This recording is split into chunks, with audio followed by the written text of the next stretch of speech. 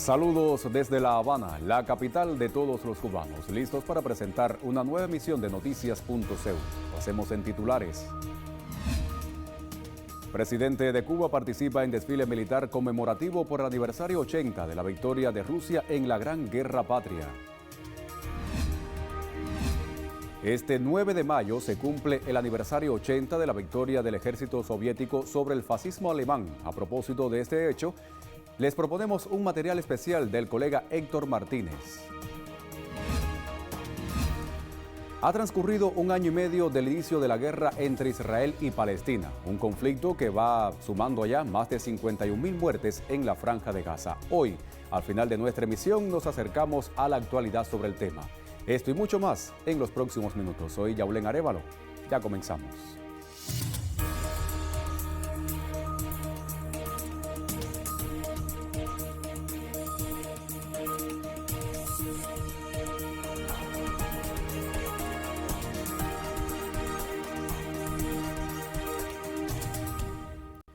Momento para ampliar nuestros titulares. El presidente de la República de Cuba, Miguel Díaz-Canel Bermúdez, participa en el majestuoso desfile militar conmemorativo del aniversario 80 por la victoria en la Gran Guerra Patria sobre la Alemania nazi, un evento de gran significado histórico para Rusia y para el mundo. En la ceremonia se encuentra una treintena de jefes de Estado y de Gobierno, entre ellos el presidente de la República Bolivariana de Venezuela, Nicolás Maduro. La procesión se lleva a cabo en la emblemática Plaza Roja de Moscú, en la que 130 unidades militares rusas pasan revista. El encuentro incluyó un minuto de silencio en honor a los caídos en la Gran Guerra Patria. La presencia de Díaz-Canel y Maduro en este acto histórico simboliza la continuidad de los lazos políticos y diplomáticos entre sus países y Rusia. Su participación reafirma el compromiso de ambas naciones con la memoria histórica y la solidaridad internacional en un contexto marcado por tensiones geopolíticas actuales. A propósito de conmemorar este 9 de mayo el aniversario 80 de la victoria sobre el fascismo, les proponemos un material especial del colega Héctor Martínez. 8 de mayo de 1945, 10 y 43 minutos de la noche hora de Alemania, 12 y 43 del día 9 en Moscú. Tras el fracaso de los intentos por rendirse solo ante las delegaciones de Estados Unidos y Reino Unido, el mariscal de campo Keitel firmaba la capitulación incondicional de la Alemania nazi frente a la delegación que encabezaba el mariscal de la Unión Soviética, Georgi Zhukov. Poco después, el locutor Yuri Levitan daba a conocer la noticia. Finalizaba la Gran Guerra Patria. Los fuegos artificiales convirtieron en día la madrugada moscovita. Concluía la más devastadora contienda bélica que jamás conociera el viejo continente, que costó la vida a decenas de millones de personas, más de 27 millones de ciudadanos de la URSS. 4 años de intensos combates, de destrucción y muerte, que comenzaron cuando el Tercer Reich puso en marcha la Operación Barbarroja el 22 de junio de 1941. Сегодня в 4 часа утра германские вооруженные силы атаковали границы Советского Союза. Началась Великая Отечественная война советского народа против немецко-фашистских захватчиков. Pero el heroísmo y el sacrificio del pueblo soviético hicieron trizas las pretensiones de Hitler y sus secuaces. A las puertas mismas de Moscú, el Ejército Rojo destruyó el mito de la invencibilidad de las fuerzas nazis. En Stalingrado frenó su avance y en el arco de Kursk tomó la ofensiva.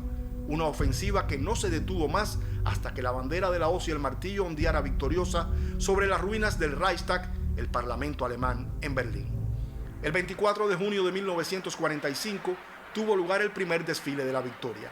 La legendaria Plaza Roja moscovita acogió a regimientos de cada uno de los frentes que participaron en el final de la guerra, de la Marina y la Fuerza Aérea, así como una representación de academias y escuelas militares y de la guarnición de la capital. Más de 2.800 oficiales, unos 31.000 sargentos y soldados y 1.400 músicos participaron en la parada que comenzó a las 10 en punto de la mañana cuando el mariscal Zhukov, montando un corcel blanco, salió a la plaza por la puerta de la Torre Spasskaya para pasar revista a las tropas junto al comandante del desfile, Konstantin Rakasovsky. Les propongo hacer una primera pausa informativa en nuestra emisión. Al regreso haremos el habitual recorrido por las páginas condominio.cu. Quédese con nosotros con la señal de Cubavisión Internacional.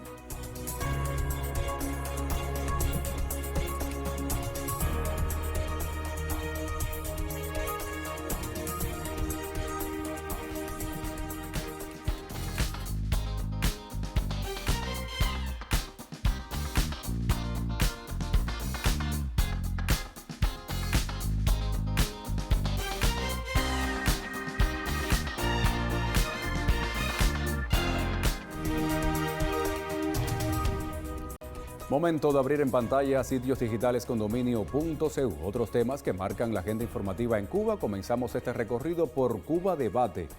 Raúl y Díaz-Canel felicitaron al nuevo Papa León XIV. Ampliamos el titular. El general de ejército Raúl Castro Ruz, líder de la Revolución Cubana, y el primer secretario del Comité Central del Partido y presidente de la República de Cuba, Miguel Díaz-Canel Bermúdez, saludaron este jueves la elección del nuevo Papa de la Iglesia Católica, León XIV. En sus misivas, ambos líderes expresaron su reconocimiento y respeto hacia el nuevo pontífice, destacando la importancia de su labor en favor de la paz y el diálogo en un mundo que enfrenta grandes desafíos. Vamos a pasar a otras informaciones. Prensa Latina, por su parte, informa: recibe autoridad de Cuba gobernador de la provincia china Zhejiang. Ampliamos el titular también. El secretario de Organización del Partido Comunista de Cuba, Roberto Morales Ojeda, recibió a Liu Ye, gobernador de Zhejiang, provincia de China, con quien dialogó sobre asuntos de interés bilateral y temas de importancia global. En el encuentro se destacó la importancia de fortalecer la cooperación económica y el acuerdo de hermanamiento entre esa oriental demarcación china y la occidental provincia de Matanzas, que cumple 25 años.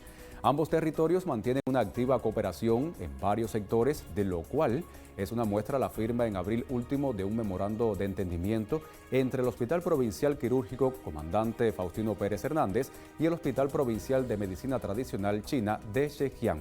Pasamos ahora a otras informaciones. La Agencia Cubana de Noticias informa que convocan en Camagüey al Coloquio Nacional de Periodismo Cultural. También ampliamos esta información con el propósito de reunir a profesionales de los medios de comunicación masiva, instituciones culturales y estudiantes del país.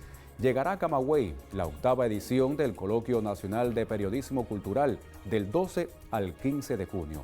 Auspiciado por la Asociación Hermanos Saiz y la Unión de Periodistas de Cuba en Camagüey, este evento tendrá como temática central a la literatura, aunque confluirán además exposiciones de artes visuales, conciertos y otros espacios de intercambio. Con esta información cerramos nuestro recorrido por las páginas condominio.cu. Vamos a hacer una segunda pausa informativa. Al regreso tendremos otras noticias.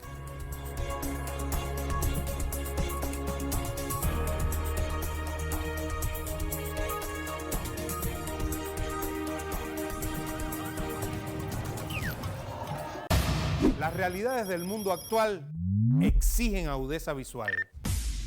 Por eso aquí miramos y analizamos con Visión 2020.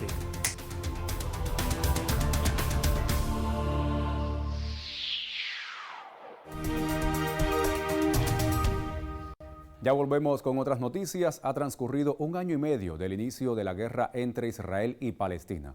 Un conflicto que ya suma más de 51.000 muertes en la Franja de Gaza. Para acercarnos a la actualidad sobre el tema, contamos en el estudio con la presencia del periodista Carlos Manuel Gallardo. Carlos, bienvenido. Gracias. Saludos, amigos. Justo cuando el mundo celebra este 9 de mayo el aniversario 80 de la victoria del ejército soviético contra el fascismo alemán, y tras la firma del pasado 2 de mayo en La Habana, Cuba, de una carta de apoyo a la causa palestina durante una jornada de solidaridad que reunió a participantes de 39 países, hoy ponemos en contexto un tema conocido y que muestra cuánto queda por hacer ante el resurgir de sesgos fascistas en el ámbito internacional actual.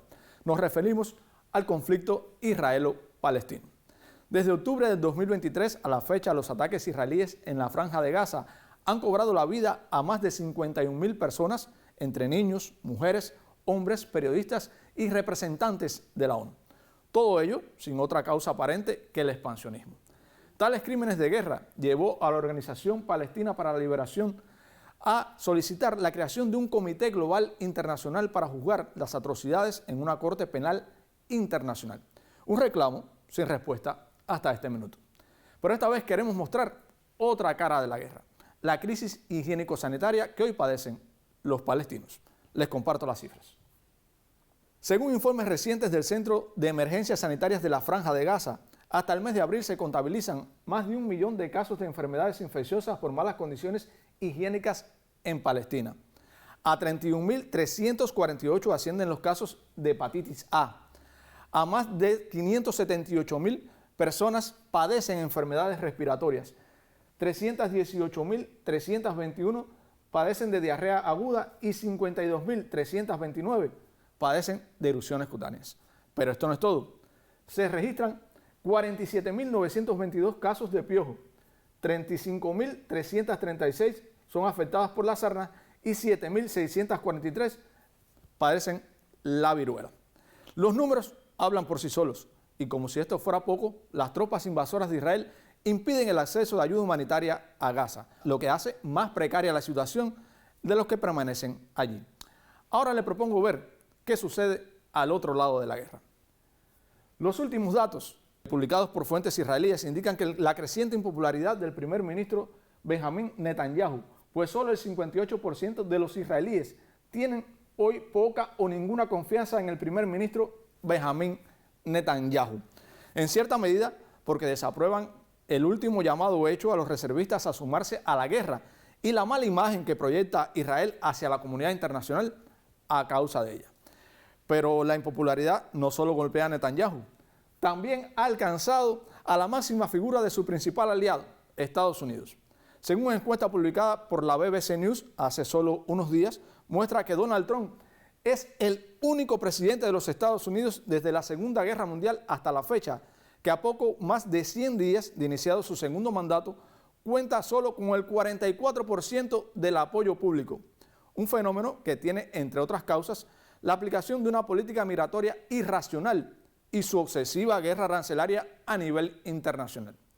En resumen, amigos, Cuba aboga por un cese al fuego definitivo e inmediato que ponga fin al genocidio israelí en Gaza. Sin embargo, los palestinos sufren las consecuencias de la guerra de todas las formas posibles: muertes, hambruna, crisis higiénico-sanitaria y carencias materiales. En tanto, al otro lado del conflicto, en Israel y Estados Unidos, crece la impopularidad de Netanyahu y Trump respectivamente. ¿Esto es obra del azar o los frutos de una misma política? Ahí les dejo la interrogante. Soy Carlos Manuel Gallardo y me despido hasta un próximo encuentro para seguir poniendo las noticias en contexto. Muchísimas gracias, Carlos Manuel, por esta actualidad informativa. Nosotros cerramos así noticias.cu. Recuerde que tendrá más informaciones en la emisión de las 2 y 6 de la tarde. Antes de despedirme, lo invito para que se quede con la señal de Cubavisión Internacional, porque ya está todo listo aquí, Zona Deportiva.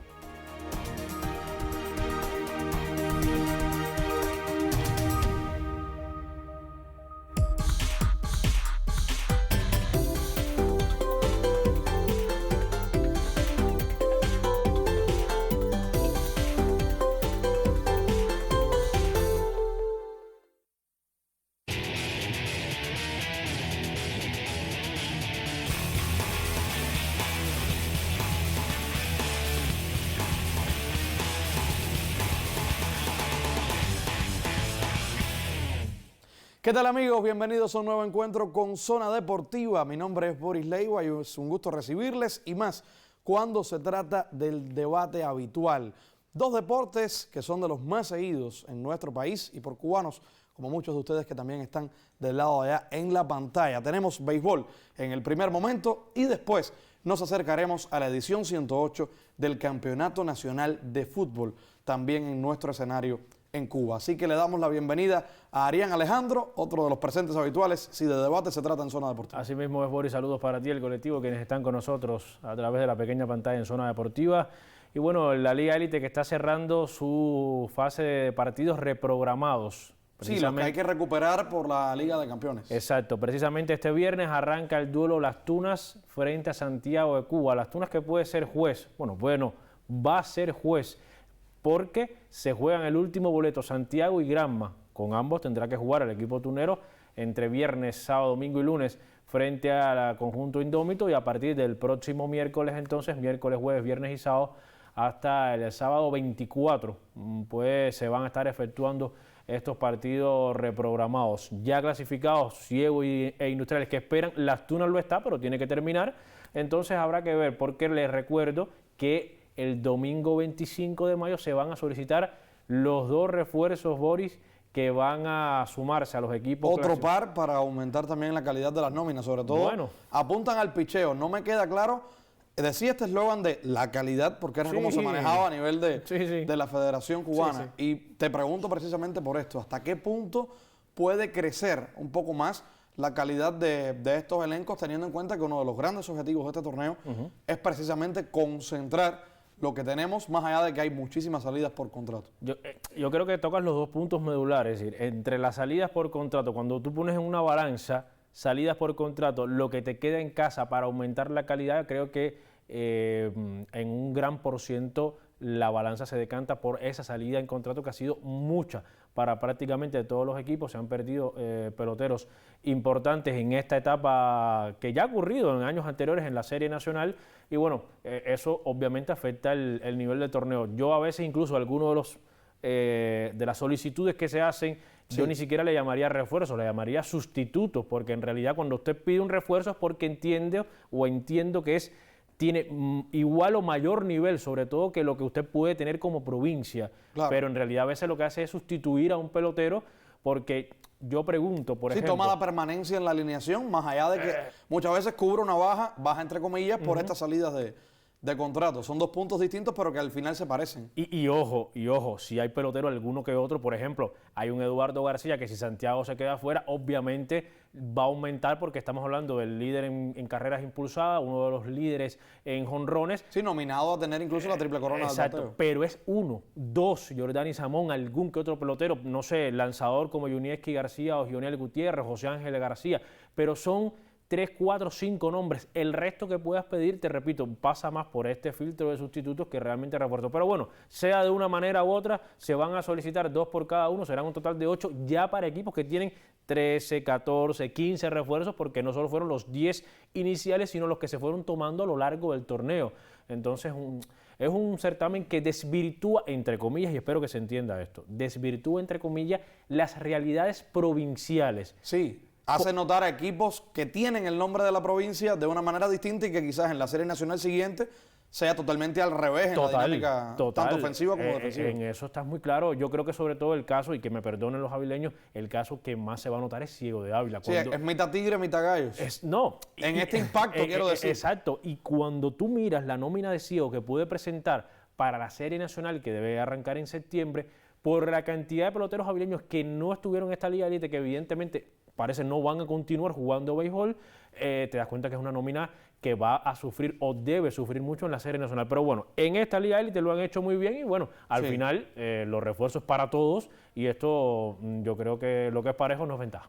Los Tigres se han ganado el respeto de todo el público, incluso rompiendo, como siempre hemos dicho acá en Zona Deportiva, la mayoría de los pronósticos. Para eso precisamente son pronósticos. Tenemos otra información a propósito del béisbol, pero vamos a la categoría 9 y 10 años. Los campeones actuales de esta categoría en Cuba intensifican la preparación con vistas al Campeonato Internacional de México, en el que representarán a nuestro país.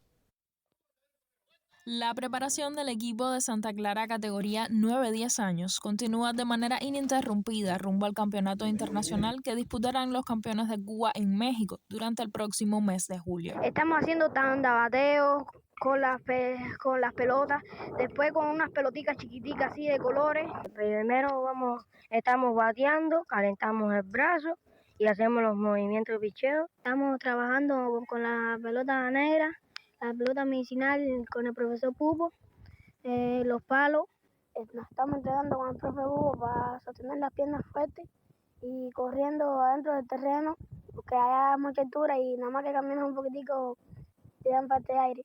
Pulir los detalles en varios aspectos de juego e integrarse a un sistema nuevo de competencia está siendo el punto de mira para los técnicos del equipo Pilongo. La fortaleza de este equipo es que siempre vamos por todo, vamos a ir por más, vamos a ir a buscar un resultado deportivo y no hay otro resultado que sea ser campeones, porque ese es el objetivo y la meta y el sueño de todos los niños y de nosotros los profesores. En esta ocasión, y por la importancia de dicho compromiso internacional, los pequeños de Santa Clara cuentan con la sapiencia del experimentado entrenador Roberto Pupo, a la par que trabajan el componente psicológico como una de las fortalezas para salir airosos en el torneo. Las gracias también a nuestra colega Jailen Barroso por esta información, recordando también el papel importantísimo de los entrenadores y los propios jugadores en categorías inferiores. En algún momento, muchos de nosotros que hoy nos dedicamos al comentario pasamos por ahí y es un gusto ver que la nueva generación también sigue apostando por el béisbol.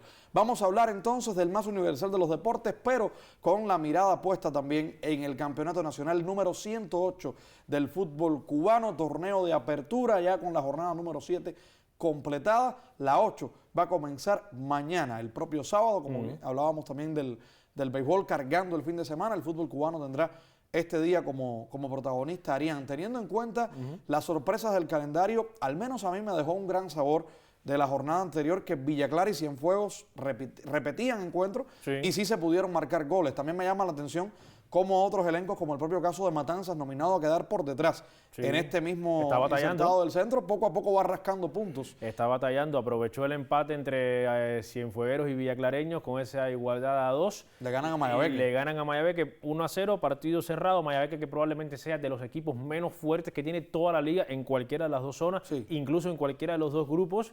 Y digo esto porque la Isla, por ejemplo, fue capaz de ganarle a Pinar del Río. Este también sorprendió, era un duelo pendiente y lo aprovecharon. Exacto. Es verdad que Pinar, primero tiene dos partidos pendientes, uno ante el propio La Isla y uno ante La Habana.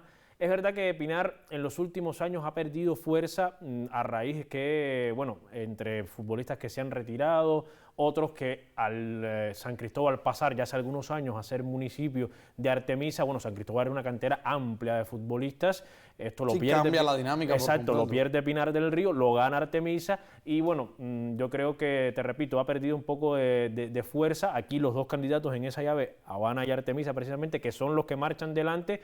Pero también, como tú, me llamó la atención ese paso de Matanzas, que está a la espera de que sigan fallando o Cienfuegos o Villa Clara, porque está ahora mismo a solo un punto del segundo lugar. Es increíble esto, ¿eh? Exacto. Parecía quizás en el pronóstico inicial del torneo que no se le iba a dar a los matanceros la oportunidad por la combinación de puntos. Ellos mismos también, con Castañeda como uno de los máximos goleadores, sin embargo fue porque anotó 4 en un solo partido. Exacto. Después, incluso lo hablamos usted y yo, decíamos, bueno, a este ritmo puede ser un gran cúmulo de goles. Si no sigue anotando, pues garantizado sí tiene por lo menos estar entre los mejores. Sí, que James con Camagüey sí ha tenido más regularidad porque ha marcado menos en cada uno de los partidos, pero es más constante. Es más constante. Lo otro que me llamó la atención y es el paso de Santiago. Recibió una goleada 4-0. 4-0 ante Guantánamo. Ha sido de los equipos más competitivos en los últimos años, eso es innegable. Pero Santiago, que ha sido ganador de 2 ligas aperturas, ganador 3 años consecutivos del campeonato nacional en los últimos 5, 6, 7 años, bueno, lo cierto es que Boris sorprende el paso negativo y, bueno, bien por Guantánamo, que llega a 14 puntos y en este momento son Guantánamo y La Habana los dos líderes con mayor cantidad de puntos, 14 los dos. Buscando claro, La Habana teniendo el duelo pendiente. La Habana tiene un duelo pendiente, pero si se detuviera o se acabara el torneo ahora mismo, la Liga Apertura se decidiría entre Habana y Guantánamo. Así que así marchan los tiros. Por cierto, un grupo C, que es también de los más apretados, porque ahora mismo el líder es Las Tunas. Otra de las sorpresas para sorprendiendo también así mismo. Aquí teniendo en cuenta también el papel de Holguín por la constancia que han tenido en los últimos años. Son campeones del último torneo. Sí, y que de ese último torneo al actual, que por suerte todo marcha según lo previsto, hubo casi 1 año y medio de periodo por las imposibilidades que tuvieron dentro de esas particularidades, más allá de la preparación de los equipos nacionales. Por cierto, un dato que no se nos puede escapar, hoy en Costa Rica, se jugó ayer en la noche, va a haber par de días de descanso hasta el lunes, se está jugando la final por el ascenso a la segunda división y hay 8 futbolistas cubanos, 5 en un club, en el Inter San Carlos, y 3 en el Consultan Desamparados, que dirige además Junielis Castillo, que es el seleccionador del equipo cubano, algo que también ha traído algunas que otras dudas, Arián, porque se entiende que un seleccionador nacional no debería estar para muchos en el fútbol de clubes. No debería estar, de hecho, realmente no conozco ningún seleccionador de renombre quizás. No, incluso de cualquiera de las selecciones, no tiene que ser de máxima categoría, pero bueno, es la dinámica. Aquí lo importante, lo que tú mencionabas, la gran presencia de cubanos hoy en el fútbol costarricense y nada, también un toquecito a esta arista que tiene muchos contratados ya al fútbol fuera de Cuba. Y que tiene también las posibilidades de encontrar a varios de los futbolistas cubanos de la selección nacional, como los hermanos Casanova y el lateral derecho Orlando Calvo. Así nos despedimos con estas buenas vibras que deja cada viernes el tiempo para el debate. A usted del lado de allá, las gracias por su sintonía.